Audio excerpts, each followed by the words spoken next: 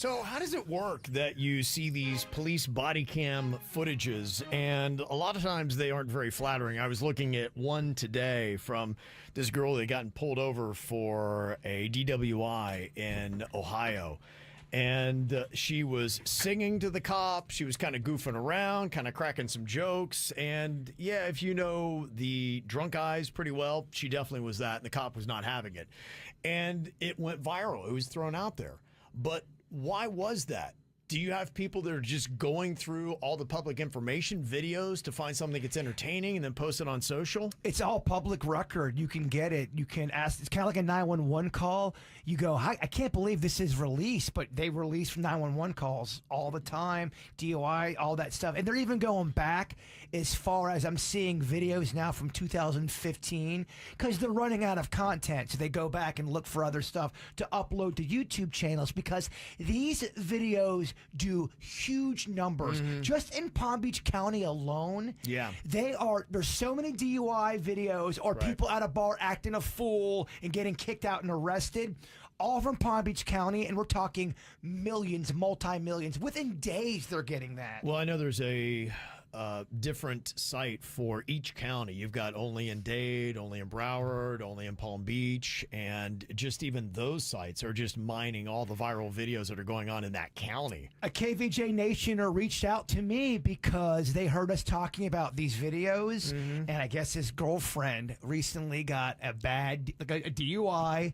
She peed her pants in front of the cops. It was visible. Oh. She was acting a fool, and then she, obviously sobered up and is mortified, horrified, and she's so afraid it's going to randomly show up on YouTube. And I will tell you this, if you're peeing your pants, it jumps up to the level of where people want to release it.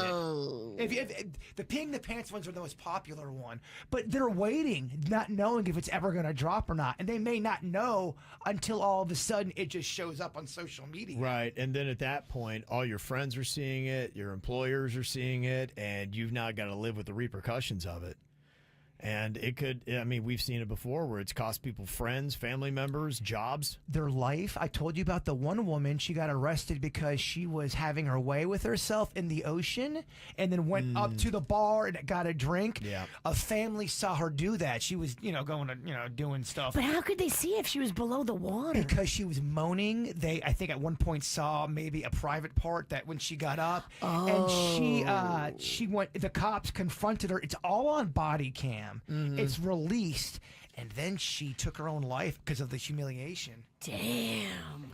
Because it was everywhere. Yeah, it's tough. And look, most people are not equipped to deal with a mountain and an avalanche of social media hate. And everywhere you go, everybody knows it. I mean, it's really not something that humans are equipped to deal with, but it's the reality of our society today. And on the body cam, those kind of videos, every comment is just they're saying the worst thing about that person. Right. Thousands and thousands of comments. I think the only way to survive something like that is you just got to own up to it and be like, yeah, I had a bad human moment. Do not read the comments. And with people that confront you about it, be like, yeah, I had a really bad day and I just got to learn from it. And no one's going to confront you. I don't, unless they're your friends and family and people close to you. Those are the only people that are going to say something to you that know you. Strangers, all those strangers that say stuff on the internet will never meet you face to face. I think the problem is that, let's say the woman that was doing that in the ocean, she wants to get a new job, and that's now online. I think you can escape it to a certain point, but yeah, it's going to affect your life if you do something that's so out there, and it could affect your life. Well, what would be harder in finding a new job? Somebody who has had an embarrassing viral video like the woman you're talking about in the ocean, or someone who's spent a year in prison on a felony charge? If you're coming back out, who is going to have a harder time with an employer? I think prison, right? Yeah, but they're different problems. The person who's the felon may not get thousands and thousands of hateful comments.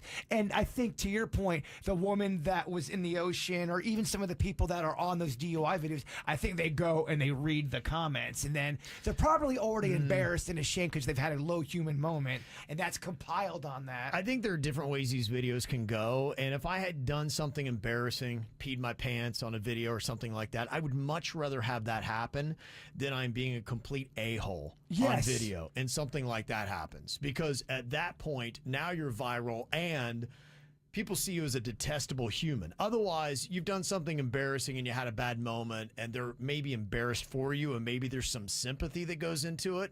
But if you were a complete a-hole, there's no sympathy now. You're right. The entitled videos, the ones where people, especially, and you can't believe people say it because it seems like it's a movie, but they do use the, do you know who I am?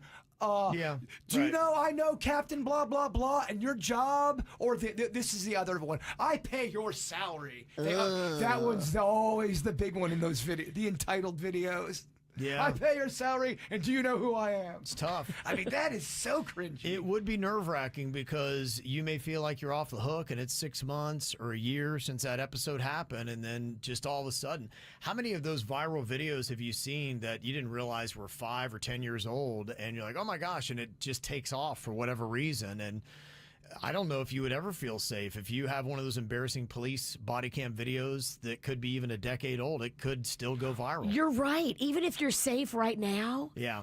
you're never really guaranteed safety because it's public information. Someone could find it 5 years Right. from now and it go viral. Now, I'm not sure how deep the archives go, because, I mean, if something happened in 1999, I don't think you need to be nervous, because I think just the way we... If it happened in 99, you're probably lucky because the body cams weren't as pervasive. That's just, you got to keep You're that... very lucky if you did your crime early. Because a lot of these people, they don't realize they're talking into a body camera. Right. They're just acting a fool. They Yeah. have no idea it's being recorded. Yeah. Jennifer asks, how can they access those things?